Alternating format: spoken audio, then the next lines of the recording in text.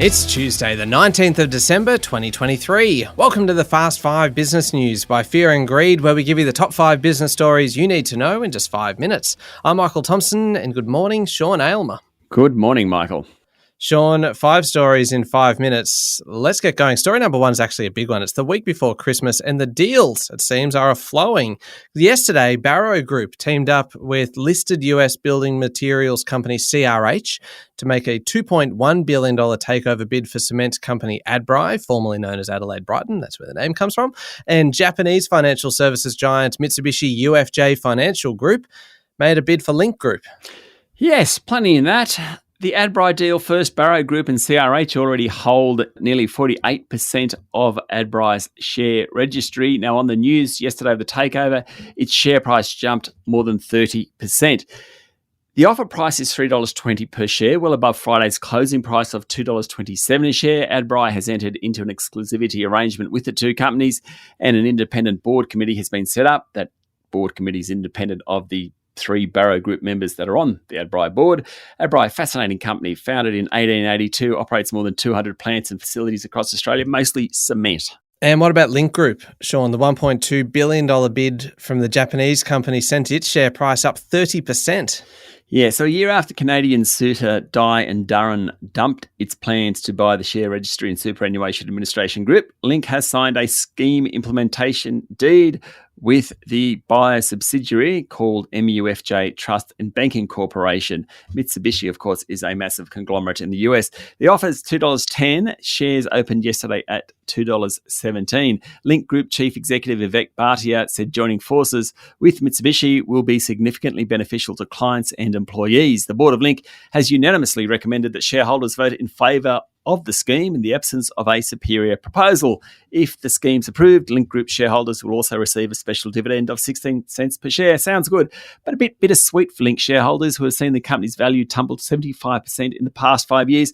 Another quick one, Michael. Yesterday, Stockland said it will pay Lendlease up to $1.3 billion to buy 12 master planned communities.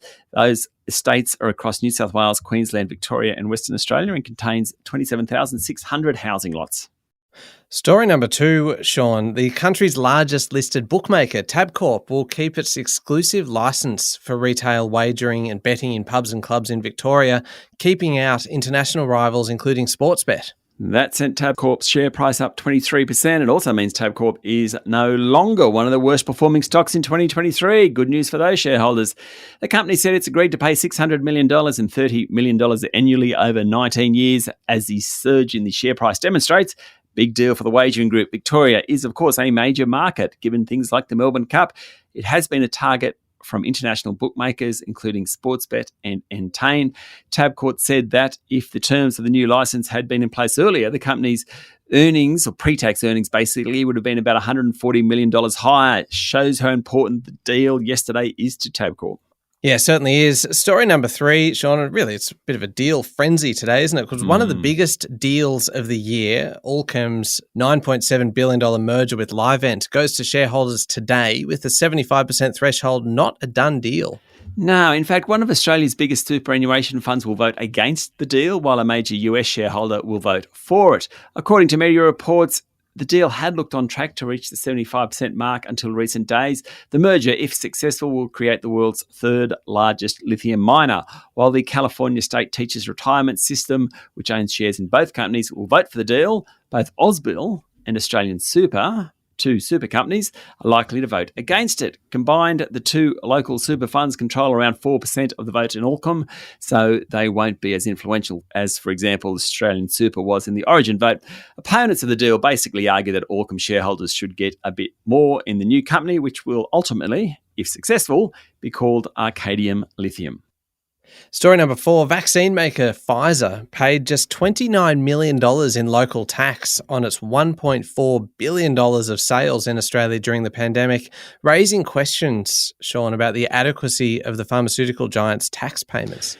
In fact, Queensland Liberal National Party Senator Gerard Rennick has referred Pfizer's tax records to the Federal Treasurer Jim Chalmers and requested that the Australian Taxation Office review Pfizer's transfer pricing arrangements with its global affiliates, according to the Financial Review.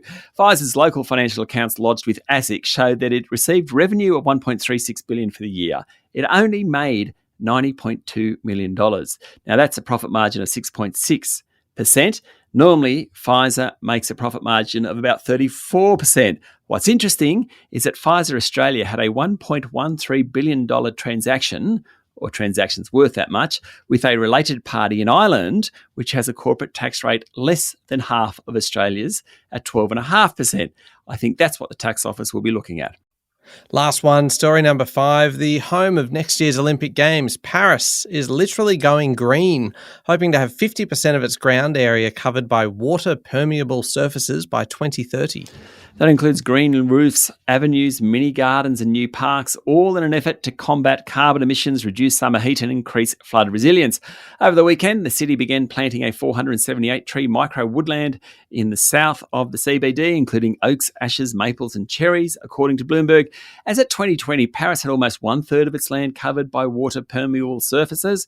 Wants to go to 50% in that 7-year period. That's pretty steep. The city's already planted over 63,000 trees since late 2020. The next major step will be the opening of a new 9-acre park on Paris's eastern edge. All right, there we go. The top 5 business stories in 5 minutes. Thank you, Sean. Thank you, Michael. It's Tuesday, the 19th of December, 2023. Remember to hit follow on the podcast, and if 5 minutes isn't enough, you can find our longer daily show called Fear and Greed Business News wherever you listen to podcasts. I'm Michael Thompson, and that was the Fast 5 Business News by Fear and Greed. Have a great day.